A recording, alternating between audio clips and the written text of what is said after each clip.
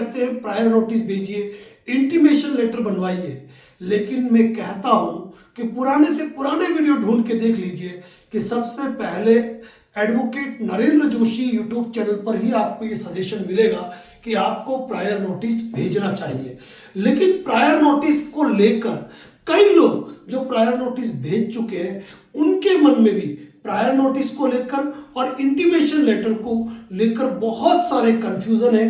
तो आज खुले मंच पर मैं आपको प्रायर नोटिस और इंटीमेशन लेटर के बारे में कुछ महत्वपूर्ण तथ्यों को बताने आया हूं। और एक बात बता दूं कि जिस तरह ये वीडियो आपके सामने पोस्ट होता है उसी तरह ब्लैक बोर्ड पर किस तरीके से ये सारी चीजें तैयार की जाती है उसकी जानकारी भी हमारे मेंबरशिप चैनल पर दी जाती है। यदि आपने हमारे एडवोकेट नरेंद्र जोशी की मेंबरशिप नहीं ली है तो मैं आपको सजेशन दूंगा कि केवल 1 महीने के लिए ट्राई करें। यदि आपको वहां पर सारे ब्रह्मास्त्र नहीं मिले तो बोल देना आप। अब बात करते हैं इंपॉर्टेंट टॉपिक की, prior notice, intimation letter, importance क्या है। तो साथियों बात यह है कि जब कोई व्यक्ति मल्टीपल लोन के दलदल में धंस जाता है वह किसी को बताने का नहीं रहता है, ना अपने परिवार को, ना अपने दोस्तों को, ना किसी रिकवरी एजेंट को, और कंपनी तो सुनने को तैयार ही नहीं है। ऐसी स्थिति में उनके पास एक ही सवाल होता है कि भाई आपने किस्त नहीं भरी, आप कहते हो इशू चल रहा है। क्या इशू चल रहा है? फंड इशू चल रहा है, और 50 तरह की बातें होती है और तूता दुनिया भर की माता फोड़ी, रिकवरी एजेंट के साथ झगड़ा होता रहता है। तो आज उन्हीं सभी सब मर्ज की एक दवा जो प्रायर नोटिस और इंटीमेशन लेटर है, आज उस पर एक महत्वपूर्ण चर्चा है। तो वो आपको समझनी जरूरी है कि सबसे पहले तो ये समझिए कि प्रायर नोटिस होता क्या है। प्रायर नोटिस एक प्री एप्लीकेशन है, एक प्री लिटिगेशन स्टेज है जहां पर आप अपने इरादों के बारे में, अपनी भावनाओं के बारे में, आपको क्या समस्या आ रही है, क्यों आप लोन की ईएमआई नहीं भर पा रहे हो, क्यों आप डिफॉल्ट हो रहे हो, आप कंपनी से क्या चाहते हैं, वो आप कंपनी के सामने अपनी बात को रख रहे हो, लेकिन लिखित रूप में रख रहे हो, एक साक्ष्य, एक एविडेंस, एक डॉक्यूमेंट के रूप में रख रहे हो। ये नहीं कि रिकवरी एजेंट ने फोन किया तो आपने उसको बता दिया, वो नहीं। प्रायर नोटिस लिखित होता है और वो आप भेजते हैं सीधे कंपनी के कॉर्पोरेट ऑफिस, रजिस्टर्ड ऑफिस और क्रेडिट कार्ड के मैटर में क्रेडिट कार्ड के ऑफिस। तो ये होता है प्रायर नोटिस। क्यों जरूरी है? अब दुनिया भर के रिकवरी एजेंट कॉल करेंगे, आप दुनिया भर के तनाव लोगे, कंपनियां आपको प्रेशर करती जाएगी, दुनिया भर की कानूनी कार्रवाई करती जाएगी और आपने अपनी बात उनके सामने रखी नहीं। तो ऐसी स्थिति में अपनी बात रखने के लिए कि मैं क्या कहना चाहता हूं वो बात इंपॉर्टेंट है। आप लोन मोरेटोरियम मांग रहे हैं, लोन रिस्ट्रक्चर मांग रहे हैं, रिलैक्सेशन मांग रहे हैं, क्या क्या रिलीफ मांग रहे हैं, उन चीजों के लिए जरूरी होता है प्रायर नोटिस। और दूसरा जो टॉपिक है, कौन बना सकता है। तो देखिए साथियों, प्रायर नोटिस कभी भी अपने लीगल एक्सपर्ट एडवोकेट की सजेशन से ही तैयार करना चाहिए। यूं नहीं कि आपने यूट्यूब पर किसी को देखा, आपने उसके बारे में जाना ही नहीं, समझा ही नहीं, किसी ने कहा मैं तैयार कर लूंगा और उसने केवल आपको लोन अकाउंट नंबर मांगे और नोटिस बना दिया। संभव ही नहीं है। जब तक कोई व्यक्ति आपकी पूरी हिस्ट्री को सुनेगा नहीं, समझेगा नहीं, वो आपके लिए एक बेहतर प्रायर नोटिस नहीं बना सकता है। इस बात को आपको मान के चलना है। तो प्रायर नोटिस कौन बना सकता है? कोई भी एक लीगल एक्सपर्ट एडवोकेट जो फाइनेंशियल सेक्टर की पकड़ रखता है, जिसको कि लोन डिफॉल्ट से जुड़े मामलों की बारीकी से जानकारी है, वो बना सकता है आपका लोन डिफॉल्ट का प्रायर नोटिस। यदि आप खुद एजुकेटेड हैं, पढ़े लिखे हैं, तो प्रायर नोटिस कैसे बनता है इसी तरह ब्लैक बोर्ड पे लिखकर समझाया हुआ है। इंटीमेशन लेटर, सारे रिप्लाई वो हमारे मेंबरशिप चैनल पे है, आप मेंबरशिप ज्वाइन करके आप देख सकते हैं। अब प्रायर नोटिस अब किसी भी लीगल एडवोकेट से बना है, लेकिन कभी भी आप उसको भेजें अपने नाम से। कई लोग मुझे फोन करके कहते हैं सर इस पे कोर्ट की छाप होनी चाहिए क्या, वकील की छाप होनी चाहिए क्या। तो एक बात ध्यान रखिएगा, आप लड़ाई की शुरुआत आप नहीं कर रहे हो, केसेस की शुरुआत आप नहीं कर रहे हो। यह प्रायर नोटिस एक एप्लीकेशन फॉर्मेट में है, एक रिक्वेस्ट मोड में है कि मेरी स्थिति बुरी है तो कृपया आप मुझे राहत दें। तो यहां पर जो प्रायर नोटिस है ना, वो भले ही आप लीगल एक्सपर्ट एडवोकेट से बनाए, हमारे यूट्यूब चैनल को देख के बनाए, लेकिन कभी भी आपको एडवोकेट के माध्यम से नहीं भेजना है, आपको खुद के नाम से भेजना है, ताकि कुल मिला के ये हो कि आपने रिक्वेस्ट मोड में एप्लीकेशन भेजी है और यहां पर आपने किसी कानूनी चीज की शुरुआत नहीं की है।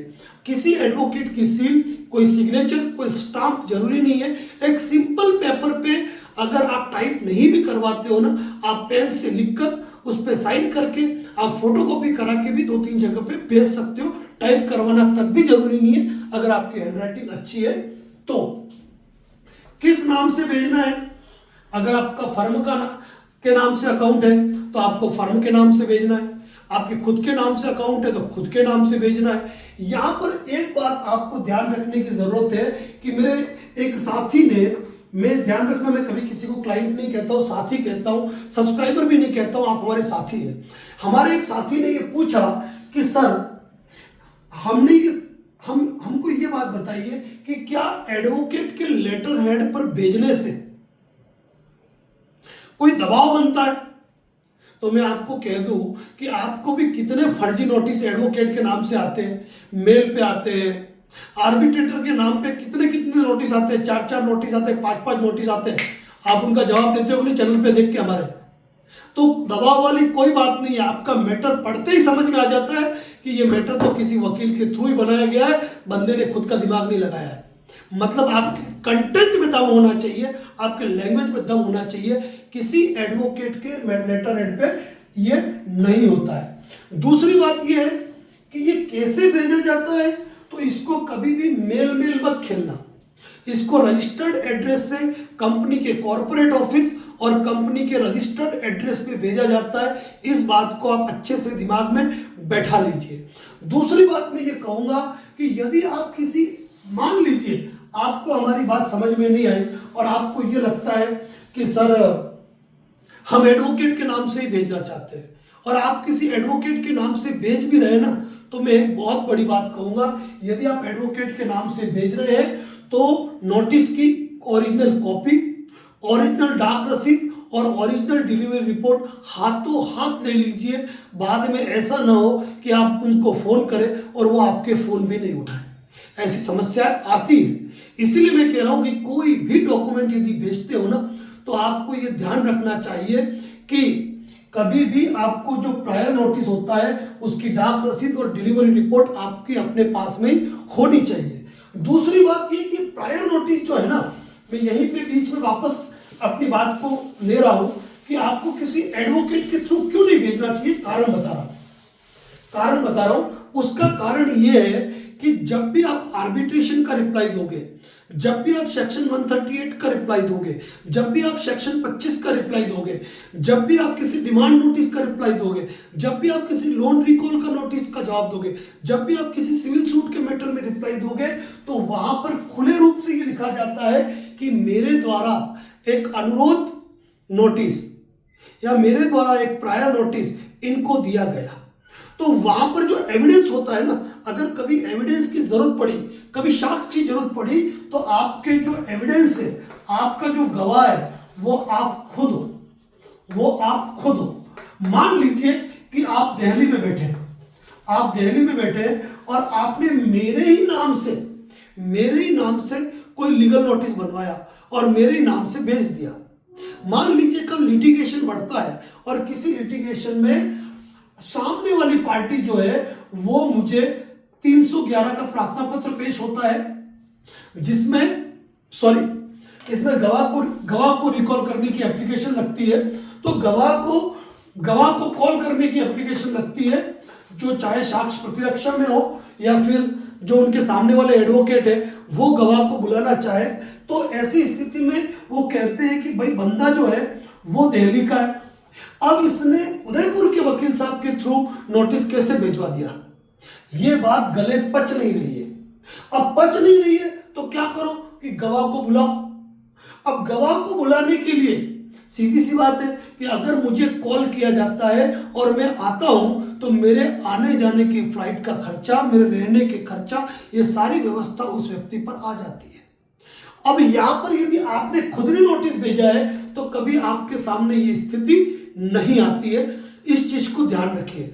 दूसरी बात, कभी भी आपके सामने ये नहीं आएगा कि आपने कंपनी को पहले कंप्लीटली एडवोकेट नोटिस दे दिया, यानी कि आपने कानूनी तैयारियां कर दी है।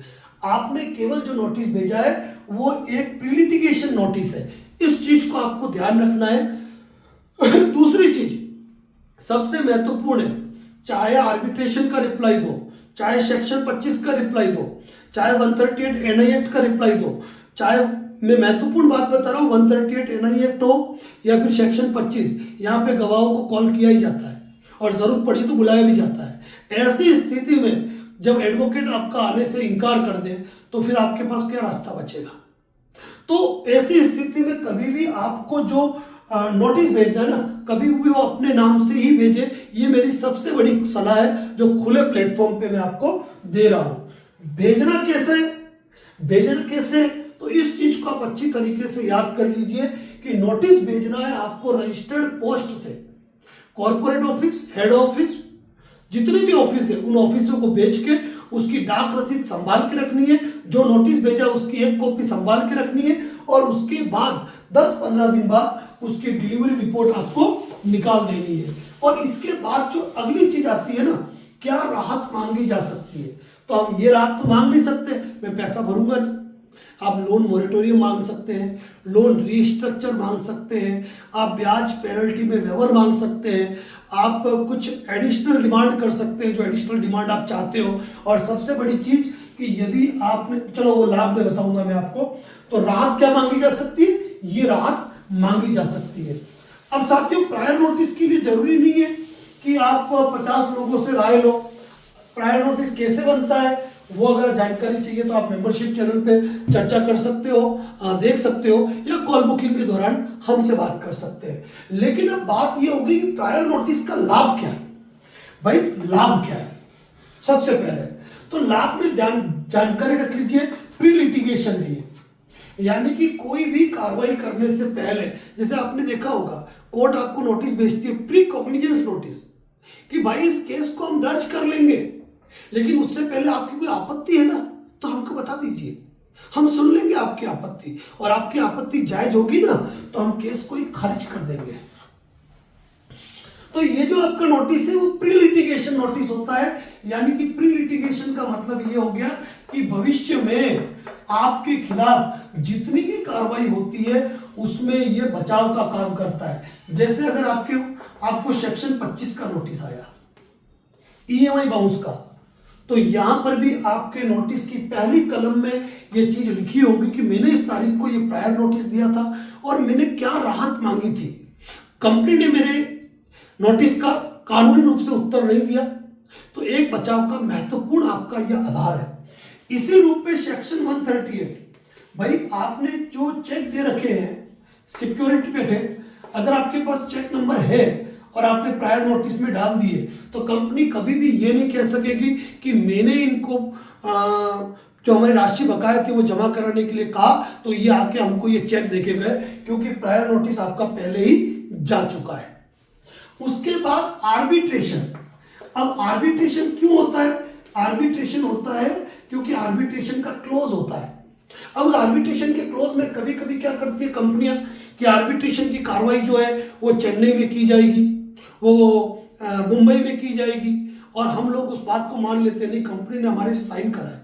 तो एक बात बता दूं, भारतीय संविदा अधिनियम के अंदर स्पष्ट प्रावधान है कि कानून की से विपरीत जाकर आप कोई भी नियम और शर्तें लिखो, भले उसको एग्जीक्यूट करा लो, 500 रुपए के स्टाम्प पे करा लो कि रजिस्टर्ड करा लो, उसकी वैधता शून्य है। केवल उनके लिख देने से चेन्नई में होगा, हम बाध्य नहीं हो जाते, इस चीज को ध्यान रखिएगा। तो यहां पर आर्बिट्रेशन में भी आपका आर्बिट्रेशन का जब आप प्रथम नोटिस दोगे, सेकंड नोटिस दोगे, थर्ड रिप्लाई दोगे या अंतिम रिप्लाई दोगे ना, अंतिम रिप्लाई तक भी आपका ये प्रायर नोटिस आपके बचाव में काम आता है। लेकिन ये ध्यान रखना कि प्रायर नोटिस कानूनी प्रावधानों पे बना है। ये नहीं कि मेरी तबीयत खराब है, मेरे मम्मी जी बीमार हो गए, मेरे पापा जी को हार्ट अटैक हो गया, बीवी छोड़ के चली गई या बच्चे बीमार हो गए, ये आधार नहीं चलने वाले हैं। उसके लिए प्रॉपर वे में एक लीगल फॉर्मेशन बनाना जरूरी है। इसलिए प्रायर नोटिस खुद बनाने की गलती कभी मत करना, सजेशन जरूर ले लेना। तो आर्बिट्रेशन का बचाव हो गया। और सबसे बड़ी जो चीज है ना, रिकवरी हरेसमेंट, यानी कि जब हमारा लोन डिफॉल्ट होता है ना, तो रिकवरी एजेंट जो होते हैं वो जीना हराम करके रख देते हैं, जीना हराम करके रख देते हैं। तो ऐसी स्थिति में अगर आपने प्रायर नोटिस भेजा है ना, तो उस प्रायर नोटिस के आधार पर बनता है इंटीमेशन लेटर। इंटीमेशन लेटर कैसे बनता है वो हमने मेंबरशिप चैनल पे बता रखा है। तो इंटीमेशन लेटर कब बनेगा? जब प्रायर नोटिस हो जाएगा। तो ये इंटीमेशन लेटर है ब्रह्मास्त्र। जब इंटीमेशन लेटर की 2 कॉपी आपके हाथ में होती है और कोई रिकवरी एजेंट आ गया ना, आप सीधा सा उसके हाथ में इंटीमेशन लेटर दो, ले भाई पढ़। ये कहीं पोस्ट नहीं करना होता है, वो जो पढ़ता है, पढ़ते पढ़ते वो सोचता है, ऐसा लगता है कि हम गीता के श्लोक पढ़ रहे हैं, क्योंकि इतनी गहरी भाषा लिखी है उसमें। उस इंटीमेशन लेटर के अंदर आरबीआई भी है, ट्राई भी है, पुलिस भी है, साइबर क्राइम भी है, मतलब आपका हर अधिकार उसमें समाहित है। और जब कहते हो भाई साइन कर, तो वो कहे नहीं मैं साइन नहीं करूंगा, साइन नहीं कर रहा, निकल। जब तू इस कागज पे साइन करने का अधिकार नहीं रखता है, तो मेरे यहाँ आने का तुझे अधिकार दिया किसने? तो ये अपने आप में ब्रह्मास्त्र है और इसका उपयोग किया जाता है जब रिकवरी एजेंट आपको परेशान करता है। तो इंटीमेशन लेटर सबसे खतरनाक चीज है, और मैं तो कहता हूं कि रिकवरी एजेंट का डेथ वारंट है, साइन करके बताए। क्या साइन कर ही नहीं सकते हैं? बस रिकवरी एजेंट की भाषा आपको समझ में आ जानी चाहिए। ये बहुत ही इंपॉर्टेंट है साथियों, बहुत ही इंपॉर्टेंट है। तो आज मोस्ट इंपॉर्टेंट हमारी जो क्लास थी या हमारी जो बात थी ना, वो मूल रूप से इसी चीज पे आधारित थी, इसी चीज पे आधारित थी कि प्रायर नोटिस और इंटीमेशन लेटर को किस तरीके से इस्तेमाल किया जाए। ये ध्यान रखना साथियों कि प्रायर नोटिस और इंटीमेशन लेटर, ये जो शब्द है ना प्रायर नोटिस, ये एक्चुअली किसी लॉ बुक में नहीं है, और इंटीमेशन लेटर ये किसी लॉ बुक में नहीं है। एक चीज और बताना भूल गया मैं, प्रायर नोटिस एक क्रिमिनल कंप्लेंट का आजकल मैसेज आता है कि आपके खिलाफ 316, 318 बीएनएस के अंतर्गत कार्रवाई की जाएगी। बीएनएस भारतीय न्याय संहिता के अंतर्गत कार्रवाई की जाएगी। अगर आपने प्रायर नोटिस भेज दिया है ना, दुनिया की कोई ताकत इस मामले में आपके ऊपर कार्रवाई नहीं कर सकती है। बस अच्छे कानूनी तरीके से बनाओ। और फिर वही बात, प्रायर नोटिस का मतलब समझना, सेक्शन 25 में भी बचाव है, सेक्शन 138 को भी आपकी डिफेंस करेगा, आर्बिट्रेशन को भी आपकी डिफेंस करेगा। कभी कोई रिकवरी सूट होता है तो रिकवरी सूट में भी आपका डिफेंस करेगा, रिकवरी एजेंट हरेसमेंट करेगा। और सबसे बड़ी बात, यदि आपका पता बदल गया है, आप उस पते पर नहीं हो, तो यहां पर आप एक नोट डाल सकते हो कि आप मुझे जो भी जानकारी देना चाहे वो मेल पर ही देवे। प्रायर नोटिस भेजने से पहले जितने विचार करने हैं उतने विचार आप आसानी से कर सकते हो। अब साथियों एक बात कहूं, आपने ये तो जान लिया कि advocate Narendra Joshi and associate पर मेंबरशिप में सारी डिटेल मौजूद है, लेकिन फिर कॉल बुक क्यों? कॉल बुक के बेनिफिट क्या है, उस बात पे आते हैं। सबसे पहली बात, कॉल बुक का मतलब है डेली संडे को छोड़कर शाम 6 बजे से रात की 10 बजे तक आपको कोई भी दिक्कत है, आप डायरेक्ट फोन लगाएंगे, आपको फोन आता है हमारी तरफ से। दूसरा, हर संभव सहायता, यानी कि कोई भी नोटिस आ गया, आप पढ़ नहीं पा रहे हो, समझ नहीं पा रहे हो, आप फोन करने से पहले व्हाट्सएप कर दो। फोन करने से पहले यदि आपने हमको व्हाट्सएप कर दिया, तो कॉल बुकिंग का यही लाभ है कि आपने हमको व्हाट्सएप कर दिया कि भाई मेरा ये नोटिस आया है, इस नोटिस पे क्या रिप्लाई देना है, तो हर संभव सहायता आपको यहां से मिलेगी, ये ध्यान रखना। तीसरा, रिकवरी एजेंट हरेसमेंट, यानी कि आपको जो फर्जी एसएमएस, कॉल्स, फर्जी नोटिसेस आते हैं उनकी पहचान करना, असल नोटिसेस के बारे में गाइड करना, असल नोटिसेस के बारे में गाइड करना। यानी कि कहने का मतलब कॉल बुक के अंदर आपको क्या क्या सुविधा मिल रही है कि सोमवार से शनिवार शाम 6 से 10 के बीच में आप फोन कर सकते हैं। आपकी कोई भी क्वेरी है, आप फोन नहीं करना चाहते लोगों के बीच में, आप व्हाट्सएप पे वॉइस कॉल भी भेज देंगे ना, मतलब वॉइस चैट लिख के भेज देंगे, सर ये प्रॉब्लम है, उसका व्हाट्सएप पे रिप्लाई आ जाएगा। रिकवरी एजेंट जितने भी फर्जी नोटिस लाते हैं उनका बचाव क्या होता है, असली नकली नोटिस की पहचान, और सबसे बड़ी बात, हर नोटिस का जवाब। लेकिन ये ध्यान रखना, ये गाइडेंस है, हर नोटिस का जवाब कि किस तरीके से आपने जवाब देना है। मतलब आप मेंबरशिप में जुड़ गए, जवाब आप खुद बना सकते हो, लेकिन क्या आपका जवाब सही है, क्या उसमें कोई परिवर्तन करना चाहिए या कोई लाइनें हटानी चाहिए, कुछ लाइनें जोड़नी चाहिए। तो ये मेंबरशिप भले आपने ले ली है, लेकिन अगर आपकी कॉल बुकिंग है ना तो ही आपको सुविधा मिलती है। मैं दावे के साथ कहता हूं साथियों, मेरे जितने भी साथी हैं जो हमसे जुड़े हैं, हर व्यक्ति जुड़कर खुश है। मतलब ये मान के चलिए कि शाम 6 से 10 के बीच में यदि हमको अगर 90 कॉल आएंगे तो बमुश्किल 10 कॉल मिस होते हैं, और कोशिश की जाती है कि उनको व्हाट्सएप पे भी रिप्लाई कर दें।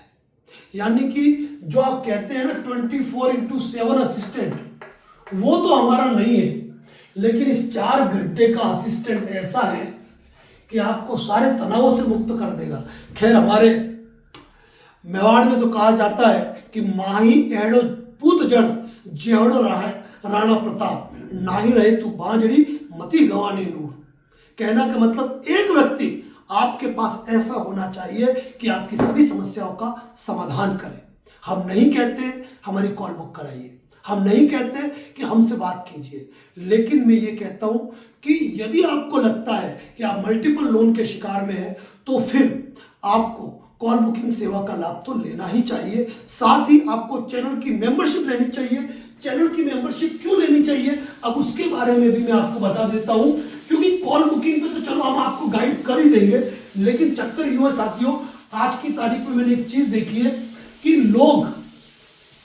लोग सेटलमेंट एजेंसी हायर कर रहे हैं। सेटलमेंट एजेंसी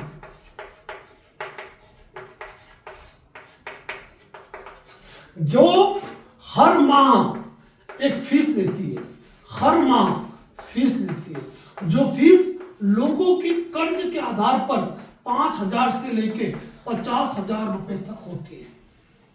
आप भी इस बात को जानते हैं। और ये नोटिस देते हैं ना, इनके नोटिस हंसने वाले होते हैं, मतलब एक भी लीगल पॉइंट नहीं होता है उसमें। खुद मीटिंग के लिए आमंत्रित कर देते हैं, गले में फंदा डाल देते हैं, ठीक है। उसके अलावा सेटलमेंट पे परसेंटेज डिसाइड है, जबकि हमारा ऐसा बिल्कुल भी नहीं है।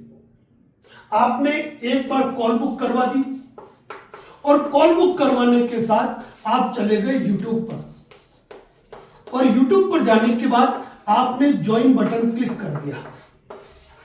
आपने हमारा ज्वाइन बटन क्लिक कर दिया, एक मामूली सी राशि लग रही है, एक बार वो आपके खाते से डिडक्ट हो जाएगी। लेकिन इसके बाद आपको कोई भी नोटिस आया, आप शाम 6 बजे से 10 बजे के बीच फोन कर सकते हो कि सर ये नोटिस आया है और इसमें मुझे क्या जवाब देना चाहिए। तब मैं आपको बताऊंगा कि YouTube पर इसका जवाब मौजूद है कि नहीं है मेंबरशिप में, और नहीं है तो ये मान के चलना 24 घंटे के भीतर हम उसका वीडियो पोस्ट कर देंगे, ये आपको विश्वास दिलाते हैं। और आपने वहां पर देखकर अपना अपना नोटिस का रिप्लाई तैयार कर दिया। नोटिस का रिप्लाई तैयार करके आपने जो नोटिस आया वो हमको भेज दिया, और आपने हमको रिप्लाई भी भेज दिया। हम दोनों को क्रॉस टैली करेंगे, और क्रॉस टैली करके आपको क्या रिप्लाई देना चाहिए, क्या सुधार करना चाहिए, वो हम आपको और गाइड कर देंगे। तो ऐसी कंडीशन में जहां आप लाखों रुपया खर्चा कर रहे थे विभिन्न एजेंसीज के नाम पर, नोटिसेस के नाम पर, वो सारा आपका मामूली खर्चे में हो जाता है और आपका 1 रुपया एक्स्ट्रा खर्चा नहीं होता है। 1 रुपया, सिर्फ एक कॉल बुक और सिर्फ एक यूट्यूब की मेंबरशिप आपको सभी तनावों से बाहर निकाल देती है साथियों। बहुत ही इंपॉर्टेंट बात कह रहा हूं। और मेंबरशिप पे कौन कौन से वीडियो मिलेंगे वो भी सुन लो। अगर आपने हमारा YouTube चैनल मेंबरशिप ले ली है तो मेंबरशिप पे अभी फिलहाल क्या क्या मौजूद है आपको वो बता रहा हूं। सबसे पहले YouTube पे जैसे आपने प्रायर नोटिस बनाया, देख के बना दिया, हम गाइड कर देंगे। सबसे पहला हमारा वीडियो है प्रायर नोटिस। प्रायर नोटिस कैसे बनाया जाता है उसकी जानकारी है। दूसरा इंटीमेशन लेटर की जानकारी है। तीसरा सेक्शन 25 के नोटिस का रिप्लाई है। चौथा 138 नोटिस का रिप्लाई है। पांचवा loan recall notice, loan demand notice का रिप्लाई है। छठा आर्बिट्रेशन के पहले नोटिस का रिप्लाई है, आर्बिट्रेशन फर्स्ट। उसके बाद आर्बिट्रेटर अपॉइंटमेंट पे 2, फिर आर्बिट्रेशन की फर्स्ट हियरिंग पे 3rd, फिर आर्बिट्रेशन की का 4था और उसके बाद आर्बिट्रेटर अवार्ड पास कर दे तो उस मैटर में भी, या और लास्ट में यदि अवार्ड आपके एरिया में भी आ गया तो आप उसको एग्जीक्यूशन से कैसे बचाएंगे उस मैटर में भी। इसके अलावा भी क्रिमिनल कंप्लेंट फाइल कर दिया उसके मैटर में, ईसीएस बाउंसिंग से रिलेटेड मैटर में। इसके अलावा मेन रूप से हम मेंबर्स के लिए भी लाइव करेंगे, जो भी मेंबर्स जुड़ेंगे उनके लिए भी एक लाइव सेशन होगा कि वो हम 15 दिन में एक बार करेंगे, या खुल्ला लाइव की बात करेंगे जहां कोई लिमिट नहीं रहेगी बोलने की, शब्दों की, बचाने की, कबाड़ा करके रख देंगे हर चीज का। क्या तो ये सारी चीजें जो है ना वो आपको यूट्यूब की मेंबरशिप पे मिलती है मामूली अमाउंट पे। क्या तो यहाँ पर अगर ये सारी चीजें आपको उसी चीज में एक राशि में मिल जाती है और कॉल बुकिंग अगर आपने कर ली ना तो आपके लिए सोने पे सुहागा है, ये मान के चलना। तो साथियों ये आज की महत्वपूर्ण जानकारी है जो भी आप मुझसे पूछना चाहते हैं उस मैटर में। साथियों पूरी कोशिश करता हूं पूरी ईमानदारी के साथ आपको एक एक पॉइंट पे मैं डिस्कशन कर पाऊं, एक एक पॉइंट पे जानकारी दे पाऊं। क्या और एक दावा है हमारा, जिस भी व्यक्ति ने हमारी सलाह मांगी है हम कमिटमेंट करते हैं कि 25 दिसंबर 2025 को आप हमारे लाइव में हमें अटेंड नहीं करेंगे, क्योंकि उस वक्त हम आपको उन तमाम तनावों से बाहर निकाल चुके होंगे जिन तनावों में आज आप जी रहे हैं।